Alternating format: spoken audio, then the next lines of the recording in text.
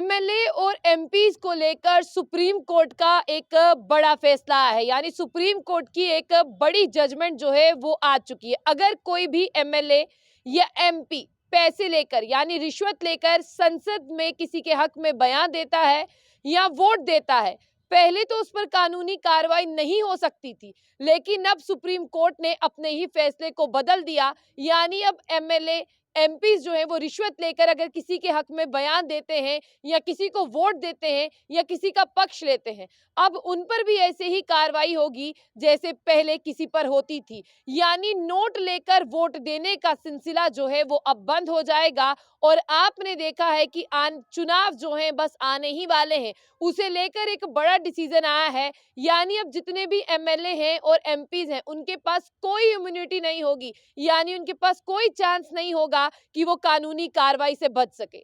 ये खुद में एक बड़ा डिसीजन इसीलिए भी है क्योंकि इसके बाद भारत का संविधान और भारत की डेमोक्रेसी जो है वो और स्ट्रांग हो जाती है। जिस हिसाब से आपने लोगों के मुंह से कभी ना कभी सुना होगा, लोगों ने ये जरूर कहा होगा कि ये तो एमएलए है और ये तो एमपी है, इनके ऊपर कहां से कानूनी कार्रवाई होगी। लेकिन आपको बता दें, डीवाई चंद्रचूड़ यानी चीफ जस्टिस ऑफ इंडिया ने साफ तौर पर यह कह दिया कि सुप्रीम कोर्ट अपने ही पुराने फैसले को जो है वो बदलने जा रहा है। यानी ये फैसला जो है 1998 का है, जिसने पीवी नरसिम्हा राव केस में जो इस फैसले को बदल दिया। और साफ तौर पर डीवाई चंद्रचूड़ ने यह कह दिया कि जो नई जजमेंट है यही लागू होगी, जो पुरानी है उस फैसले को हम बदल देते हैं।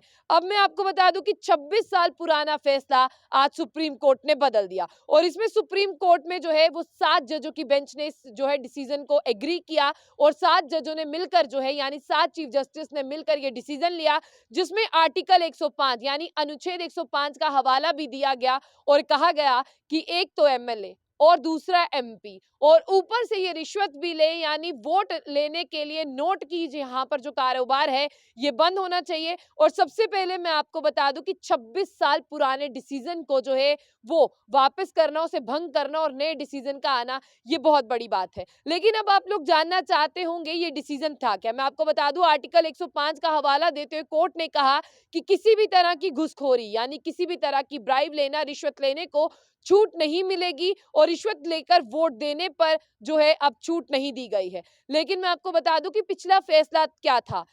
पीवी नरसिम्हा राव फैसले में यह कहा गया था कि अगर कोई भी एमपी या एमएलए पैसे देता हुआ यानी घूसखोरी या रिश्वत लेते हुए जो है वो पकड़ा भी जाता है, उसके ऊपर कानूनी कार्रवाई नहीं होगी। लेकिन 5 जजों की ये पीठ थी, उसने आज ये फैसला सुनाया कि अनुच्छेद 105(2) और 94(2) के तहत जो है संसद के अंदर दिए गए किसी भी भाषण और वोट के बदले आपराधिक मुकदमे से पहले छूट मिलती थी, अब नहीं मिलेगी। अनुच्छेद 105 और 194 जो है संसद और विधानसभाओं में सांसदों और विधायकों की शक्तियों को जो है पूरी तरह से भंग कर देता है। यानी आने वाले समय में कोई एमएलए हो, एमपी हो या मौजूदा एमएलए हो या एमपी हो या कभी भी कोई बने, अब उन्हें ये पता चल जाना चाहिए कि अगर हम किसी को खरीदते हैं और कहते हैं कि संसद में आओ भैया हमारे हक में बयान दो, हम किसी को कहते हैं कि संसद में वोट पड़ रहे हैं, आए हमें वोट दें, अब ये चीज अगर एक बार जो है वो सामने आ गई तो आप पर भी मुकदमा होगा। और मैं आपको यही बता दूं, ये मोदी सरकार में ये डिसीजन लिया गया है।